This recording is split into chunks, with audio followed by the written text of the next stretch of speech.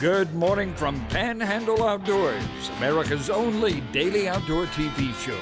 Your source for fishing, hunting, and information for folks who enjoy the great outdoors. Now sit back, relax. It's Panhandle Outdoors. Good morning, folks. Welcome to Panhandle Outdoors. I'm Winston Chester. Glad here this Friday morning, 1 week away from Christmas Day. So we're all excited and jumping up and down. And you know what? We're going to keep working until Christmas Eve morning. Christmas Eve morning, we'll have a great show, giving away hundreds and hundreds of dollars worth of stuff here on Panhandle Outdoors. So stay tuned. I'll be telling you more about it. High today, 58, low 38, water temperature 65. That's seasonal this time of year. River reading is brought to us by Mountain Dew. Get out and do. Looking at Apalachicola, Brunstown, a 7.5. Not much movement right there. Staying pretty level for your weekend outing. The Choctaw at Carrollville, you're looking at 5.6, and I'm expecting it to rise a little bit. It's not going much high as I thought it was, but it's going to be rising some. Tide chart brought to us by Kent Forest Lawn. We have some great tides today, folks. Next week's neap tides, but today, really good tides. Lows at 9:59. Let's just say 10 o'clock this morning. And highs coming in about 11:15 tonight. Some great incoming tide. The wind has calmed down. We're just going to get a small east-northeast wind at about 5. I want to do a quick weather because we've got a guest here. But some information here is just going to be great for the outdoorsmen. So let's take a break and we'll be right back. Welcome back, and look who's here again this morning, Steve Shea. Winston, good to see you again. It's great to have you. I asked Steve to come back because we're going to do something really special to end the season. This 2020 year, we're going to give you a clinic on deer hunting. And Steve is an expert. He don't like to be called that, but now I've known a lot of hunters and all, and there's some great hunters here in Panhandle. But anyway, without further ado, how much of an expert? I asked him to go in and do a slide presentation. Mr. Professional, this is nice. Now, he really put this together. So, Steve, your qualifications, you didn't. I know you're a great outdoorsman naturally, but you also have some background in it. You learned a lot. Yeah, well, I know you call me an expert, Winston, but there's a lot of good deer biologists across the United States and in Florida.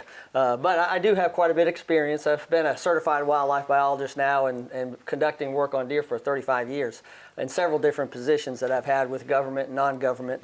But the big thing is because I'm a hunter, the things I know about deer, I'm constantly applying that in the field and trying to figure things out where a lot of people either scientist or hunter, but to have both, I think it gives me a little bit of an advantage. But I'm actively involved in QDMA, which is National Deer Association now.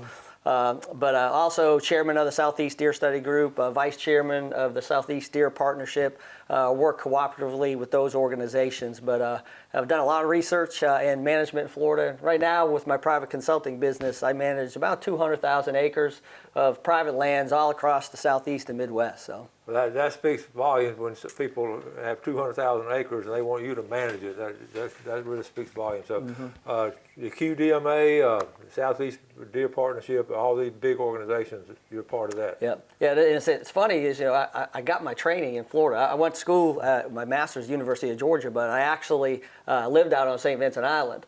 Let's talk about that. Now, folks, we talk about he lived on St. Vincent Island, and we talked about this last time. You had a unique. How long were you there? How long? I lived on the island for a year and a half. So you're a student at the University of Georgia, but you get to live on St. Vincent Island. That's great. Yeah, well, you had a unique experience one day. Yeah, I sure did. It involved Red Holland, our late Red Holland. Yeah, so tell us. Red just recently passed away, but when I'm insulin-dependent diabetic, and back in those days, this was in 1984 or 85, had a severe insulin shock on the island, and I was unconscious. There was only one other student out there and couldn't do anything with me and couldn't transport, couldn't lift me to get me off the island. And Red happened to be out there filming a show that day. They had the ponds on the island with the hand-painted brim, and so they were filming a show. And at the time, he had this big cameraman. And, they stopped by the house, and the other students said, I got my partner's is unconscious. And I guess the cameraman picked me up over his shoulders. They threw me in the truck, drove me across the island, got me on a boat, got me to the mainland in the hospital, and actually saved my life. Wow. And if Red wasn't there that day filming, who knows, I wouldn't be having this show here with you today. Wow. So God bless Red, and I know he's up there in heaven watching over us again, but he definitely watched over me that day. That's something. That's an amazing story. You told me that the other day, and I couldn't believe you lived on an island a year and a half, because it'd be a dream come true. And then for that to happen and for them to be there, and that cameraman big enough to pick you up and just take you. So God sent him to St. Vincent that day for my benefit. No doubt in my mind. And with Whitney, when he said top one, our Whitney's top one, I know where you're coming from, and you can get in that situation, you can get in really serious trouble, and to be on the island. So that's a great story there. All right, so let's move on. What do you got next here? We wanted to, well, you talk about being a hunter. I got a lot of experience hunting. There's some great pictures. But these are just some of the bucks. But I probably killed, I think, 16 or 17 bucks over 130 and about a dozen over 150. My biggest is in the 170s, but the thing is, you got to kill big bucks. You got to hunt where they're at. So I'm lucky enough to be able to do that. But I've killed them 150 in Florida too. So we're going to talk a lot about deer management and some of the things you can do to improve your chances of killing a buck like that. So. When I asked Steve to come on, I said, I want you to tell. I know you don't want to talk about. I want you to tell about your background and also, show some of the big bucks you've taken and all, just to give some credence to it, as if you need some. But anyway, I also asked him to talk about the deer itself, about the senses of the deer, and how, as a wildlife biologist, what he's learned, and over the years what you learned. So, the big thing is overcoming the deer senses. It's sight, hearing, and his olfactory or sense of smell. And if you think about sight, I'm not going to go in any particular order because their olfactory scent is the best. But deer can see about 5 times better than we can. And they see the yellows and blue wavelengths a lot better, but they can't see the reds and the greens. So like a lot of people think about hunter orange, it's in that red wavelength. Deer see that as black, so it's not a big thing. But the biggest asset to deer's vision is their really acute sense of detecting movement. So I think you could be wearing whatever color, it doesn't really matter. But as long as you're still and minimize that movement while the deer can see you, that's half the battle right there. Their peripheral vision is unbelievable. I mean, they can see actually somewhat behind them, like 250 degrees, but that's horizontal, peripheral vision. They don't have a lot up and down. So up in the tree, they're less acute high. So you see, if you're at a stand, deer has to look up to see you. He can't see you, but from side to side, they can sense that quickly. Okay. So that sight's pretty strong. Sight's really strong. Okay. Now, hearing is probably their weakest. They hear very similar to us as far as what frequencies they can hear. The big thing is those ears. Those ears gather a lot more sound, and they can pan them in different directions, so they can pinpoint the source of the noise a lot better than we can. But as far as wavelengths, pretty similar to us. Let me ask you this real quick. Does the hearing sort of like humans as they get older? Do you think the hearing goes down? Been any tests done on that as they gotten older? I just wondered. I'm not sure about that, but imagine, I think that deer die from lead poisoning before they start to decline in their senses. So I don't think that's a big issue in survival in most instances. Okay, smell is next. Before we get to smell, let's take a break and we'll come back in just 2 minutes. Okay, welcome back. Sitting here with wildlife biologist Steve Shea. He's been nice enough to come on the show. Studio B's not that far from your house. No, it takes me 5 minutes to get here. He's in the condo, the Southport condo, and we're close to that. So thank you for coming over this early. And we're doing a clinic. We're ending the year on a clinic of actual how to hunt deer. So here we go. All right, last we left off on sense of smell. Well, that's the master sense for white-tailed deer. They can actually smell 500 to 1,000 times better than we can, which is unbelievable. They can detect, and this is all the stuff, the research at Mississippi State University, University of Georgia have studied the senses of deer extensively. They found that they can actually detect a human scent up to half a mile away if the conditions are right. Holy, that's just I know, it's unbelievable. And they can actually, we think about cover scents and things like that, which I'm not an advocate of, but they can process 6 different scents at a time. So they can differentiate between 6 different scents. If you walk in a room, you can smell one thing with us. Well, they can tell if there's 6 different things they can smell. Like I smell like bacon cooking, that's all I'm thinking about. Yeah. But they can do all kinds of things too. But it's so interesting, whitetails, and you hunters know, you see deer, they use their senses together collaboratively to make a decision. Usually it takes two senses to affirm an action for them to bolt on you. And you see if a deer sees movement, they're trying to do everything, stomping, blowing, trying to get you to move, because it's that movement that they key on. And so you'll see them do that all the time. Or what they'll do is they'll try to circle downwind of you. Okay, so and once they confirm two senses, they're gone. But the sense of smell, that only takes one. If they wind you, they're going to ease away. They can tell too how far that scent is away. I mean, so they say, I know that guy. He's a few hundred yards away, so they'll just circle around you. And so and we're going to talk a little bit how to combat the keen senses of deer. Okay, great. So from a hunting strategy, what do you do for like sight? To me, the biggest thing is camo is not the biggest factor, but camo helps. But limitation of movements is key. And so that's what you want to do on sight. And to me, hunt from an elevated position. I mean, because remember, deer's peripheral vision is horizontally, not up and down vertically. So, hunting, you have a much better advantage if you're up high rather than ground level. And the big thing, and I tell those people all the time, is when you're hunting out a fixed position stand, optimal times of the morning and the afternoon, especially bow hunting, I'm standing up the whole time. I'm not sitting down. Because when you sit, all of a sudden the deer, you've seen this, when all of a sudden they're there, well, you have to stand up, get in position, so all that movement, which is going to draw attention to yourself. And so if you're standing, you can move easily, and be able to make kill shots. And even the guys I hunt with, I'm not just bragging, but I'm more successful than they are. And then I talk to them. I say, guys, you need to stand up during the last 2 hours or first 2 hours in the morning. I said, I've killed more deer because I did that. And it's crazy. It's crazy to think about. I want to interject this. That big buck I didn't get to shoot out up there in northeast Georgia, which was about a month ago, right before Thanksgiving. I'm convinced that he saw my movement. Now, I've been in ground blind, which I normally don't hunt before, looking at all your research and all, and then I was thinking while you were talking, because I just moved just a little bit, but that's all it takes. Yep. And I'm sure he saw me. And then, hearing is similar. Use soft camos, dampen anything, metal objects on your stand or your gun. So it's those things up close, especially when you're closing the deal on taking a shot, and then the deer's in close proximity. They're going to detect that sense of hearing. You guys have seen it, like even calling to deer. We do a lot of calling in the Midwest. You can tell how far that deer can hear a grunt or rattle, and it's different depending on the wind and the direction and all that. So you have to kind of tune in on that.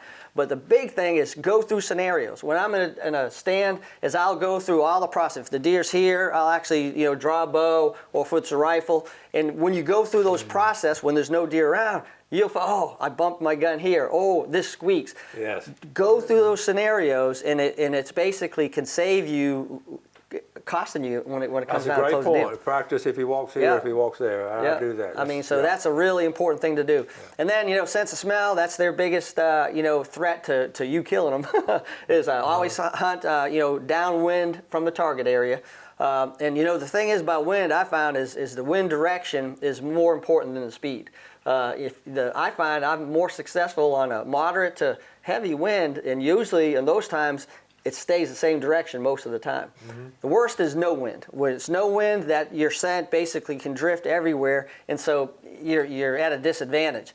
The one time no wind may be good is if you're hunting areas that have a lot of topography, like in the Midwest. The thermals will take it up. If there's no wind, it goes more direct up. If there's wind, it takes it down, so the deer are going to scent you. So, but I don't like a calm day. Oh, those are the worst. I like a good, steady wind.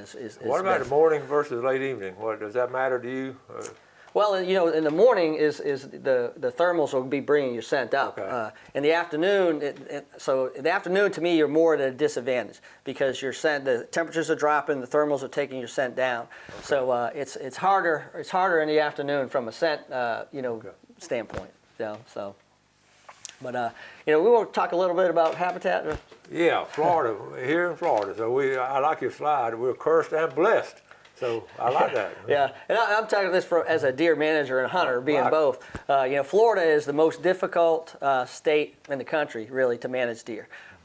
In some ways. In other ways, it's the easiest. And it's worse from a hunter standpoint. We have relatively low quality habitat. So we have small deer with small antlers. And then the deer densities tend to be lower, and they grow at a slower rate because recruitment is low because the habitat quality is bad. So so we're cursed in that standpoint. But then we're blessed because of those same issues. I mean, most states in the country are having problems killing enough deer and overpopulation and crop depredation. Well, in Florida, we don't have those problems because populations grow slow. So we don't have overpopulation levels in most areas. Some areas do, but the habitat damage is reduced because the populations aren't high. And then you don't have the crop damage and depredation that you do in other places in the country. So. Okay. All right, we're going to get ready to take a break. We're going to take a break. We'll come back. I know you thought I forgot about drawing, but we're going to draw for the seafood after we take this break, and we'll come right back with Steve. Welcome back. Glad you're with us. We've got a lot to get in this last 7 minutes. Let's look at fishing game times. Brought to us by Blue Water Outriggers this morning, 2 o'clock to 4 o'clock. This afternoon, 2:33 to 4:33. Okay, we're going to draw real quick. Los Angeles $25 gift card. Steve, do the drawing. Who's our winner? We got Michelle Wilcox, the Phoenix Springs. Okay, the $20 gift certificate, the Copper Dock Seafood. It's going to be Gary Taylor from Greg Taylor. We're going to draw again. Greg don't need that. No, I'm teasing. Last one, Red Snapper. I know Greg. He's going to think I was in on this. Okay. Okay.